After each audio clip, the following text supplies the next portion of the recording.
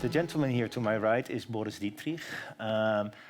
I remember Boris Dittrich when in 2001 gay marriage was legalized in the Netherlands, and that was something that for me personally was a big thing. Even though I didn't know at that moment if it was important to me or not. I hadn't actually thought about it, but I realized what a milestone it was. And also that in an international context, that was absolutely revolutionary, and that it was a major milestone that many other countries were able to follow afterwards. I think what Boris represents is that these kinds of controversial issues are not easy to get through a parliament. It takes years and years of work, collaborations, partnerships, also building relationships and partnerships with maybe people that are adversaries or people that are not with you. So I think that's an interesting realization if we think of the challenges that you have chosen to work on. After that work on the here in the Netherlands, you joined the Human Rights Watch. You were located in Berlin and New York, which I think provides you also with a much larger understanding of how your activism and the mission that you have pursued worked in a different context, cultural context, political context, economic context perhaps. So it would be great also to share your experience there. But maybe, I guess our first question was like, how did you become an activist, Boris? Did you study for it? No, of course not. I followed my heart, actually, that's the answer. So I became very active when I was a student in the anti-apartheid movement. And because at that time in South Africa, apartheid system was still in place and Nelson Mandela was in prison.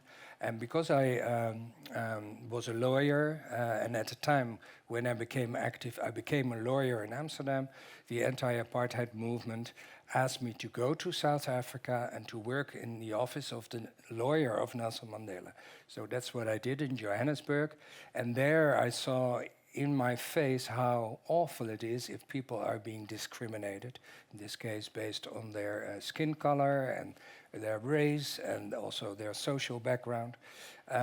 So that made me actually furious, and coming back to the Netherlands, and I was a lawyer at the time, in the 80s, the AIDS epidemic started, and there were a lot of lawyers, unfortunately, who didn't want to represent people who had AIDS because they were afraid they would be contaminated. And so I became a go-to lawyer for people with AIDS or their partners. And it was awful because so many young men died here in Amsterdam or in the world, but also here in Amsterdam. And I represented, for instance, the widowers, the people who were left behind. And there were horrendous stories of parents who went to the house and then said, you have a few hours to collect your stuff and then you have to leave because this was all our son's house and our son's stuff. You're not allowed to come to the funeral. You're not allowed to come to the hospital to visit your partner. And so that was awful. So while I was an activist, an AIDS activist at the time, I thought whenever I go into politics, I have to do something in order to provide relationship rights for same-sex couples. And that's how the idea actually started, which already was, of course, discussed in society, but not in politics, to introduce same-sex legislation. And so I was already an activist and then moved into politics, and I just continued, actually. Okay. Well, talking about parents and kids, I represent an association of parents of transgender children, queer children, and I'm wondering what can we do for the rights and the freedom of young people in a world who usually doesn't recognize the right to be themselves because they are just kids, like from the perspective of adult people, they just have to grow up.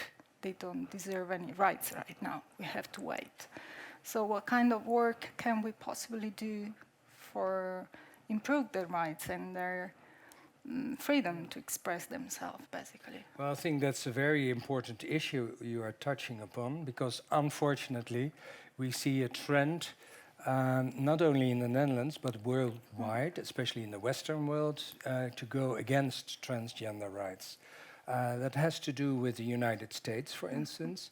As you might know, Ron DeSantis, who is running for the presidency, he's the governor in Florida, and he introduced legislation that when you are parents of a transgender child and you allow your child to have hormones, for instance, or medication to stop developing breasts or hair or body hair, in his new legislation, which passed Parliament in Florida, the state is allowed to take the children out of the house, and parents are facing prison sentences up to 5 years.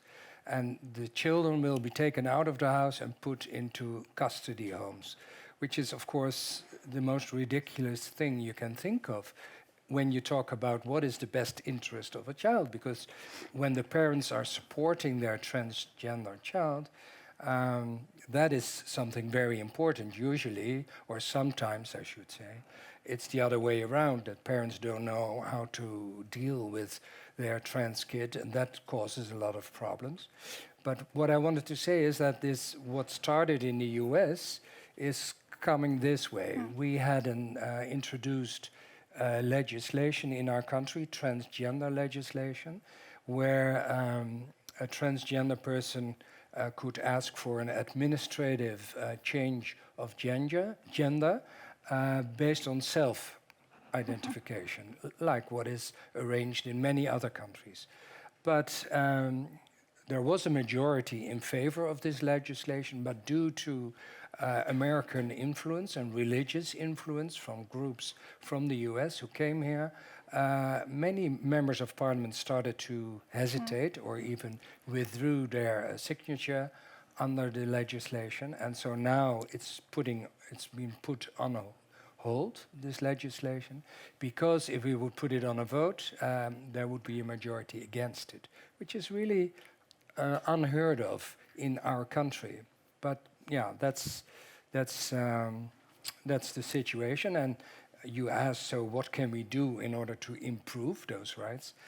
First of all, and I think we will discuss that later, is to find allies outside of the group of, let's say, transgender parents and children, because you cannot do it alone. You have to find allies in order to show the rest of the world who doesn't care or who doesn't know about these issues, to show them that it's a very important human right to be who you are, and that you don't have to fit into a mold that usually men over the ages have defined for other people.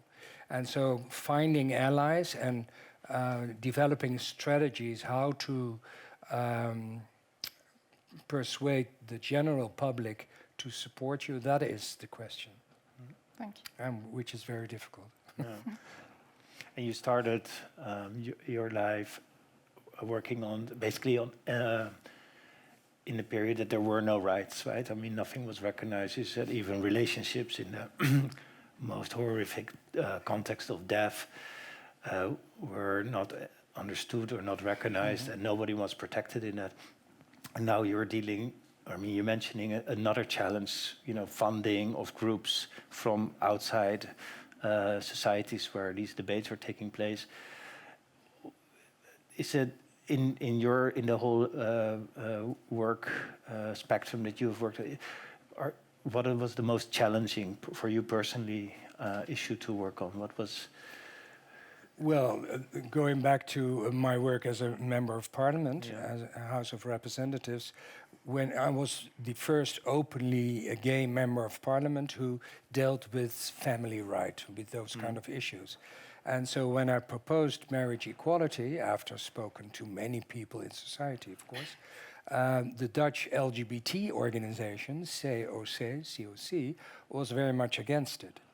Because they said, we as gays and lesbians have a different lifestyle, and what are you going to do? You're copying the heterosexual lifestyle, and that's not for us. It's dangerous on the long run, because then we cannot be amongst ourselves, and so it was rather difficult, especially because some people were very, very harsh and mean, and I received death threats, and I had protection by the police, and so that was really difficult. And then on top of that, there were religious groups who were very much against the idea that two women or two men could get married. So that took a lot of energy, first trying to find within my own circle of politicians some people who wanted to support the idea, and luckily I found them. But then